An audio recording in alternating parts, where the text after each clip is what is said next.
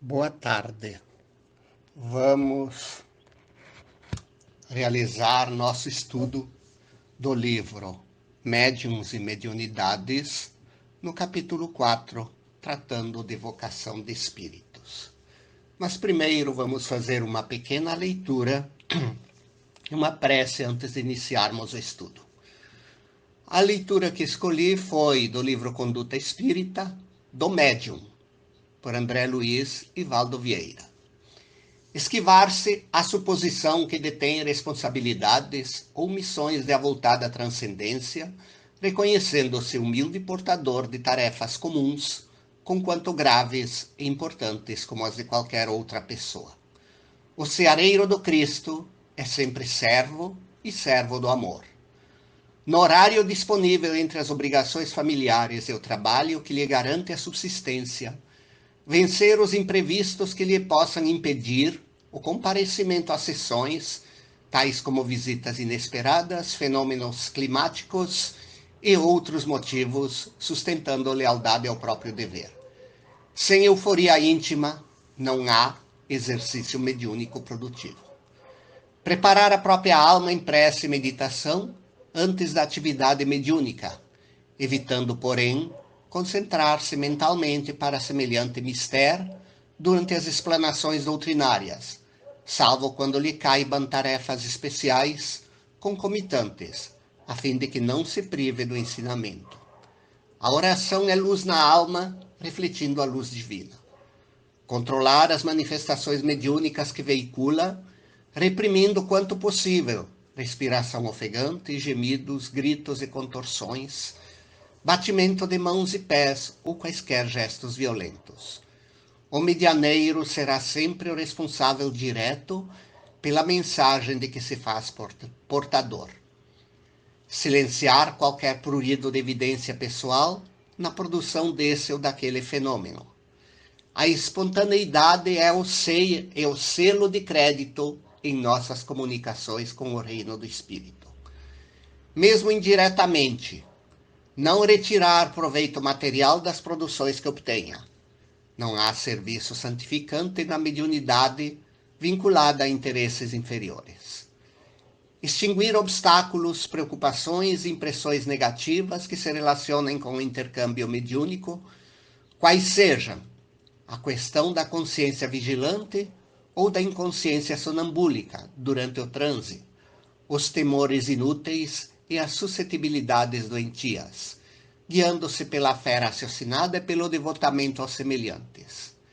Quem se propõe a avançar no bem deve olvidar toda causa de perturbação, ainda quando provenha de círculos bem intencionados. Recusa o tóxico da lisonja.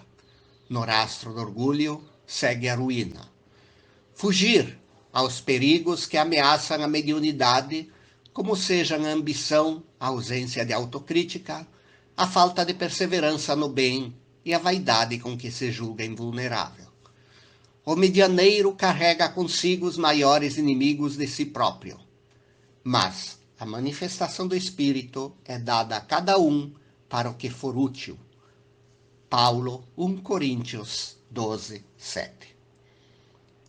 Senhor Jesus, amigos espirituais, vos agradecemos pela oportunidade de colaborar com esse estudo. Rogamo-vos, Pai querido, inspiração e amparo para o estudo que vamos falar em seguida. Fica conosco, Pai querido, iluminando o nosso entendimento. Ampara e abençoa, Pai querido, todos os colaboradores do Grupo Espírita Alta de Souza, protegendo-os de todo mal, toda injustiça. Todas as pessoas que lá têm comparecido em busca de amparo e que agora estamos em casa, em afastamento social, realizando nossos estudos online.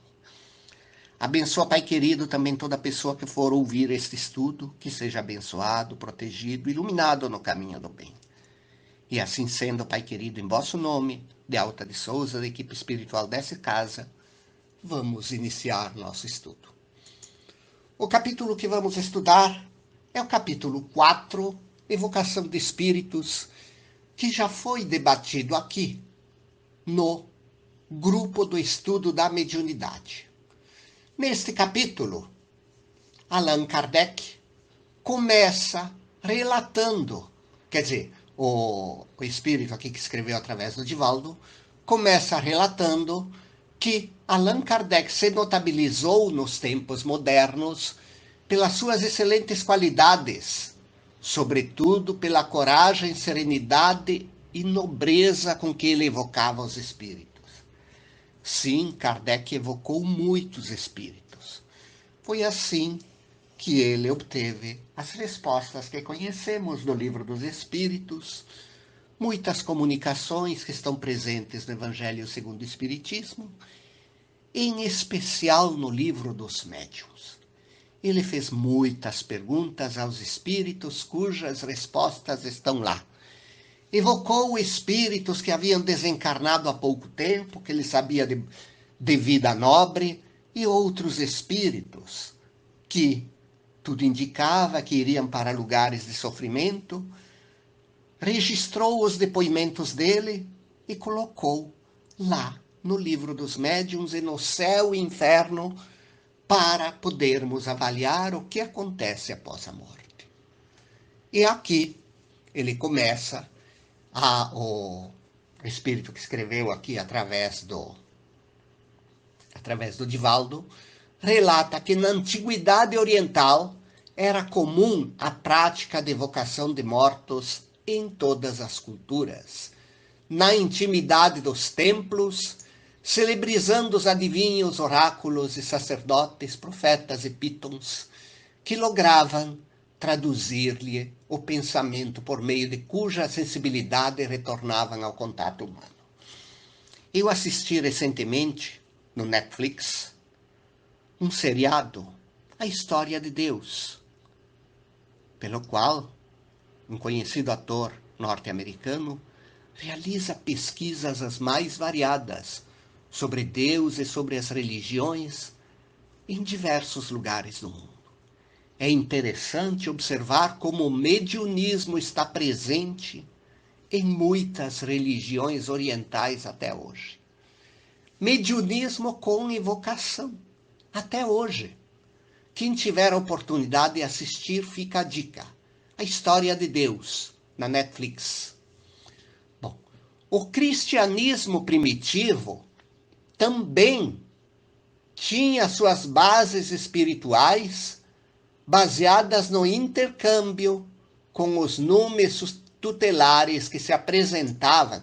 Numes tutelares são espíritos de grande iluminação que se apresentavam espontaneamente, orientando as pessoas nos seus empreendimentos. Né?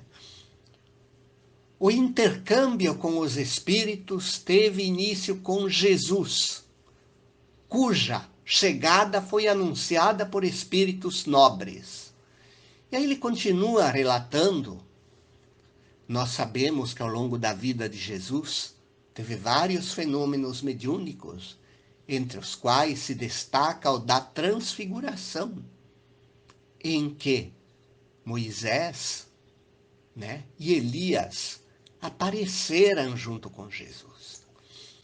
Outros que foram excelentes médiuns na antiguidade do cristianismo foram São João Crisóstomo, São Basílio, Orígenes, Constantino e outros, onde eles escreveram nas páginas da história seus depoimentos honestos acerca da vida transcendental. E os fenômenos continuaram ao longo dos séculos, e Allan Kardec, no entanto, sob o comando do livro do Espírito da Verdade, evocou muitas entidades espirituais, mantendo os mais diversos diálogos, permitindo elaborar as obras da codificação espírita. Cabe notar aqui que no capítulo 25 do Livro dos Médiuns existe um interessante tratado sobre evocação. Quem quiser pesquisar muitas coisas sobre evocação, fica o convite de ler o capítulo 25 do Livro dos Médiuns.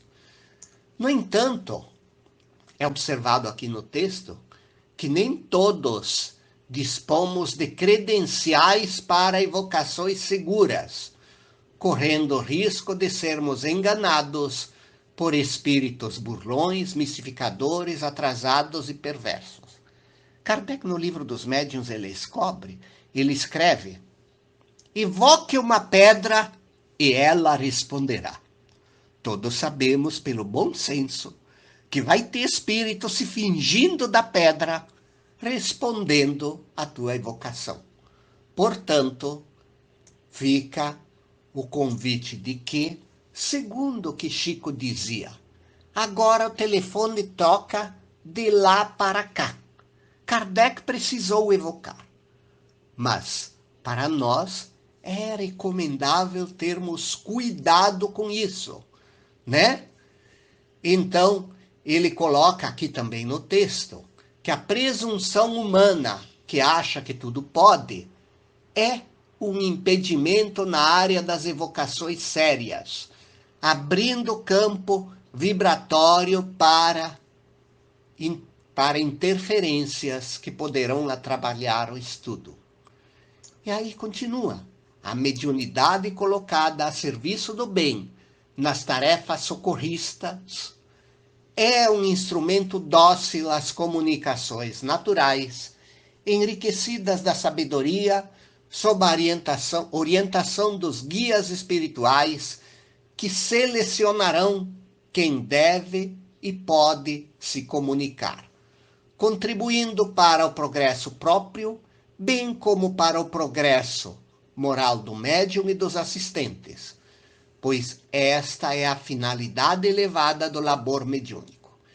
E no livro Mediunidade e Caminho, de Odilon Fernandes e Carlos Bacelli, temos um capítulo sobre evocação de espíritos. E lá é perguntado: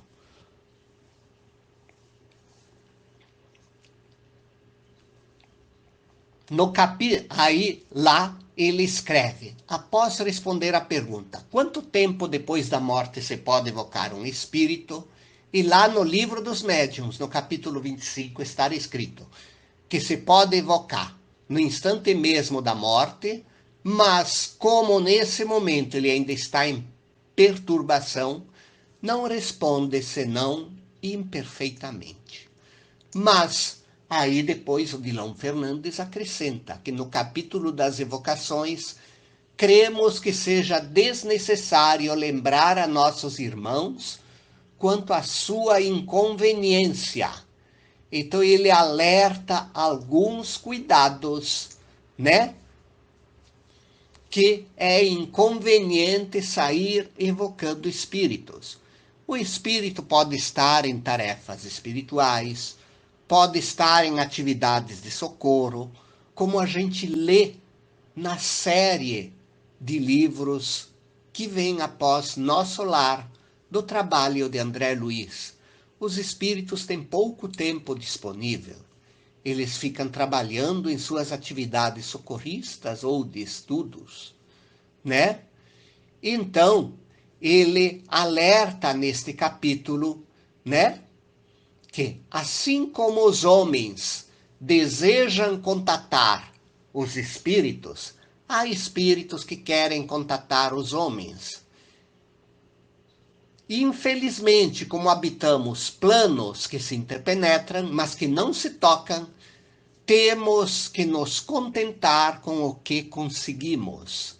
E o pouco que se obtém na mediunidade representa muito, pois antes do Espiritismo estávamos como que completamente ilhados em nossos planos de existência. Então, a evocação, pelo menos na atualidade, não é recomendada a não ser para situações especiais por quem esteja realmente seguro de sua capacidade de evocar. E encerrando esse estudo que vamos postar lá no site Alta Poetisa, vamos fazer nossa prece de encerramento. Senhor Jesus, vos agradecemos do fundo do coração por essa oportunidade de apresentar esse estudo pela inspiração recebida ao longo do estudo. Fica conosco, Pai querido, iluminando-nos o entendimento e auxiliando-nos a exercer sempre com humildade e responsabilidade a tarefa da mediunidade, seja como médium, seja como esclarecedor, seja como suporte. Assim seja.